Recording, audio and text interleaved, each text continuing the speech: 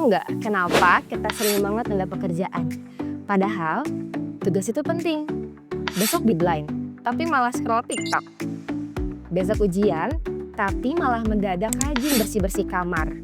Atau gini deh, laptop udah dibuka, file juga udah dibuka, tapi entah kenapa ujung-ujungnya malah buka YouTube. Terus nyasar ke video artis K-pop kesukaan kamu. Pernah kan? Pernah ngerasain? Aku yakin hampir semua dari kita pasti pernah ngerasain itu. Tapi pertanyaan besarnya, kenapa ya otak kita itu kayak ngeprank diri kita sendiri gitu? Nah, hari ini kita bakal bongkar kebiasaan menunda alias prokrastinasi dari kacamata psikologi.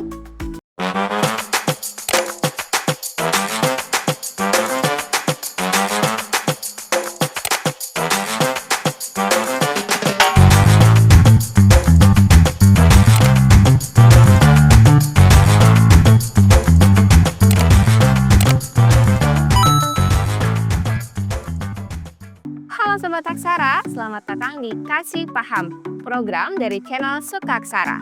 Tempat kita ngobrol seru soal psikologi dan masalah kecemasan kamu.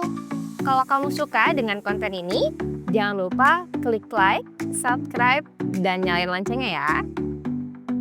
Aku mau cerita, pada suatu malam, aku punya deadline tugas jam 11 pagi. Nah, pada malam itu aku bilang sama diri sendiri aku bakal ngerjain tugas di jam 7. Pada saat sudah jam 7, aku ngeliat jam dinding.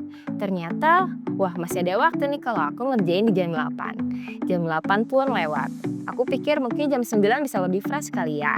Ternyata jam 9 pun lewat. Jam 10 juga lewat. Sampai akhirnya di jam 2 pagi. Di jam 2 pagi ternyata tugas aku masih kosong. Belum ada yang dikerjain satupun. Padahal 2 gelas kopi pun sudah habis. Bukannya malah fresh, malah otak aku semakin blank. Nah lucunya aku sadar aku itu bukan malas tapi aku cuma takut. Takut kenapa? Takut tugasnya susah, takut hasilnya jelek. Jadi lebih gampang buat otak aku kabur untuk ke hal-hal yang lebih enak. Kebiasaan menunda-nunda itu disebut prokrastinasi. Prokrastinasi itu bukan sekedar manajemen waktu yang buruk, tapi masalah manajemen emosi. Kita menghindari rasa nggak nyaman, entah itu bosan, takut gagal, atau cemas.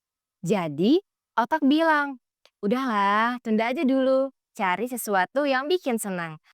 Makanya, kita tiba-tiba rajin bersihin kamar, scroll TikTok, atau nonton series. Nah, itu semua udah kayak escape plan, biar kita nggak ketemu sama hal-hal yang nggak enak tadi. Dalam buku The Procrastination Equation, karya Piers Tilda, ada teori yang bisa jelasin ini, namanya Temporal Motivation Theory. Sederhananya, motivasi itu dipengaruhi 4 hal. Harapan, seberapa yakin kita bisa nyelesain, nilai, seberapa penting atau menyenangkan tugas itu, tenggat waktu, makin jauh deadline-nya, makin malas kita ngerjain.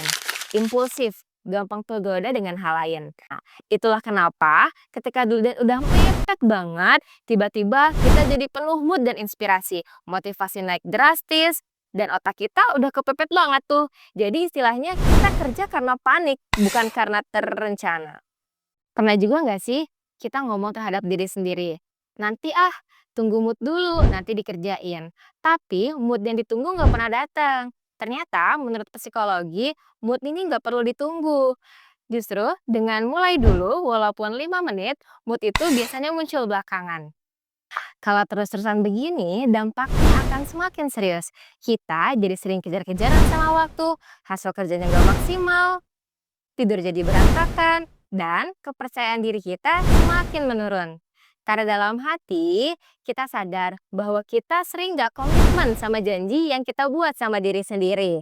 Dan itu bikin kita makin stres. Tapi tenang, ada beberapa cara yang bisa kita coba. Pertama, break it down. Pecah tugas jadi kecil-kecil. Bukan ngerjain skripsi, tapi hari ini nulis 3 kalimat pembuka. Kedua, teknik Pomodoro. Kerja 25 menit, istirahat 5 menit, otak jadi nggak gampang jenuh. 3. Deadline pribadi. Bikin tenggat waktu palsu sebelum deadline asli. 4. Self-reward. kasih hadiah kecil setelah menyelesaikan tugas. Misalnya, boleh ngemil atau nonton satu episode. Kelima, lingkungan bebas distraksi. Taruh HP jauh-jauh atau pakai aplikasi yang bisa blokir medsos sementara. Dan yang paling penting, jangan nunggu mood, mulai dulu. Action kecil lebih berharga daripada niat besar yang gak jalan-jalan. Jadi Sobat Aksara, menunda itu bukan berarti kita malas. Seringkali itu cara otak kita untuk menghindar dari rasa yang gak enak. Tapi kalau kita tahu polanya, kita bisa kok lawan pelan-pelan. Nah, ingat ya, setiap kita nunda sesuatu, kita bukan hanya ngulur waktu, tapi kita juga ngulur untuk lebih tenang. Nah, sekarang giliran aku nanya, kamu lebih sering nunda apa? Tugas kuliah, kerjaan kantoran, atau mungkin hal kecil kayak olahraga? Nah, ceritain di kolom komentar ya, siapa tahu kita punya cerita lucu yang sama. Nah, jangan lupa like, share, dan subscribe. Dadah, see you on next video.